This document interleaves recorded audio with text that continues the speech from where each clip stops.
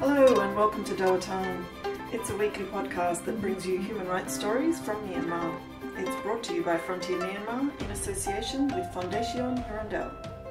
This week, thousands of workers in Myanmar's lucrative oil fields walked off the job after the coup. They've joined the civil disobedience movement, and despite some serious financial problems, most of them are refusing to go back to work. Will it be an effective form of protest? This story is by journalists from Frontier Myanmar. I have some financial problems. Civil servants have been subjected to repression and discrimination by department heads. I have to say that our business is not doing well right now. That's the voice of a 40-year-old oil worker from Sinanjang Township in Magway region. Like all our contributors in today's program, he prefers to remain anonymous. He's been working as a daily wage worker in the Sinanjang oil field for 20 years. His employment was terminated at the end of April, and he's now dependent on his mother and sister to get by. He hasn't been able to find work in his township, where the majority of local people rely on the oil industry for employment. Most of Myanmar's oil-producing areas are located in the Magway region. The Sinanjang, Chauk and Man oil fields in Magway region are the largest oil fields in Myanmar. They're all state-owned oil fields, and the crude oil is transported to refineries at Man Tampayakan, Chauk and Tan Lien. Successive governments have not disclosed the amount of crude oil produced annually by these oil fields. After the military coup, thousands of oil workers stopped work as part of the anti-government civil disobedience movement, known as CDM. Some of them led anti-coup protests.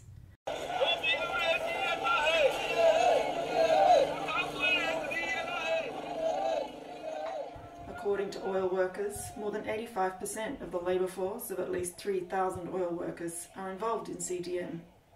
Those involved in the anti-coup movement were threatened with termination by the State Administration Council, but still, many did not return to work. Those who didn't return to work are now struggling.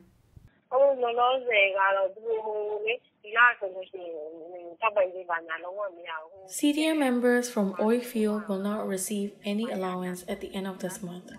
Last month, CDM members received a small amount of cash assistance from CDM support teams. This month, there are rumors that they are worried about their livelihood as they have no financial support at all.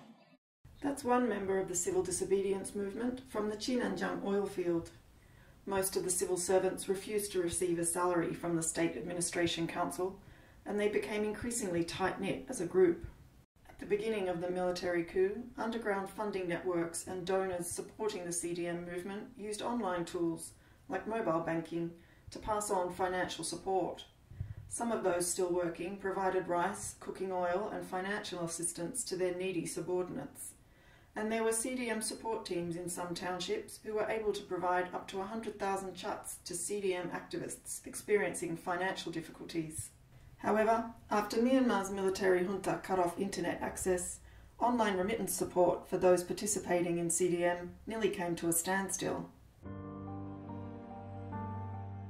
Locals say the announcement by the military to take action against CDM doctors and clinics may be the main reason for employers' refusal to hire other people involved in CDM.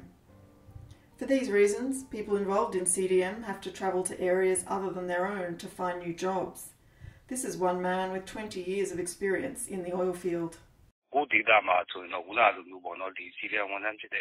As a CDM member in our native area, employers may not dare to hire us. Now we have been fired.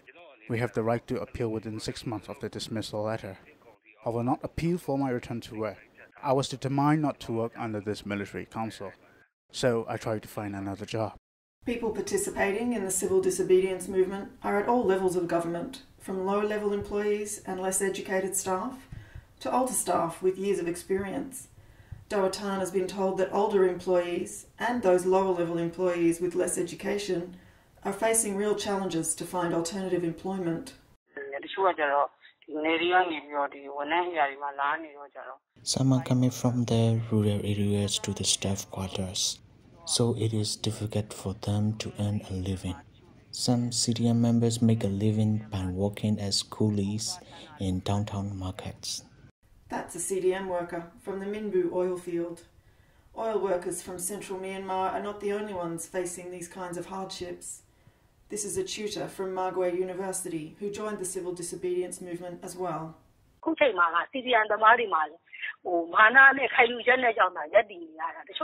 Some CDM members joined the anti-coup activity for their stand, but some of them are struggling to make ends meet. Even though it is not convenient, there is a feeling that the CDM members will not work under the military council and will stand as long as they can. I also feel sorry for my 16 years of government service. It's not known how many CDM employees exist across the various sectors in Magway region due to a lack of data. Most factory workers and oil workers live in government-provided staff housing. Their biggest challenge is the need for housing. With years of professional staff expertise now tied up in the anti-authoritarian movement, the Military State Administration Council is scrambling to replace thousands of absent personnel. The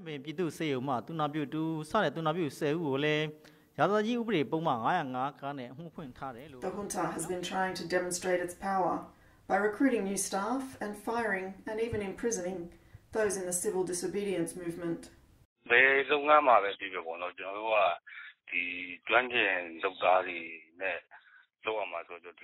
In my business, you have to work with skilled workers. So if you hire today and ask them to work today, it will not work. They are workers repairing rivals. Production workers are basic but skilled workers. So it is not convenient to replace them with new ones. Myanmar's oil and gas enterprises mechanism is not yet fully operational. That's an oil worker with 20 years of experience in the Chinanjang oil field, who's now refusing to work as a member of the civil disobedience movement. The State Administration Council has filed a lawsuit against workers participating in CDM under Section 505 of the Penal Code. Some people have been forced to flee to other parts of the country as security personnel have been searching their homes. The military regime has also fired 30 daily wage workers with 20 years of experience in the oil fields for joining the CDM. But this oil worker, like many others, isn't giving up. The rest of my fellow oil workers like me do not blame non-CDM workers for not joining the anti-coup movement. But I want those involved in CDM to keep doing it. CDM will stop the government's mechanism.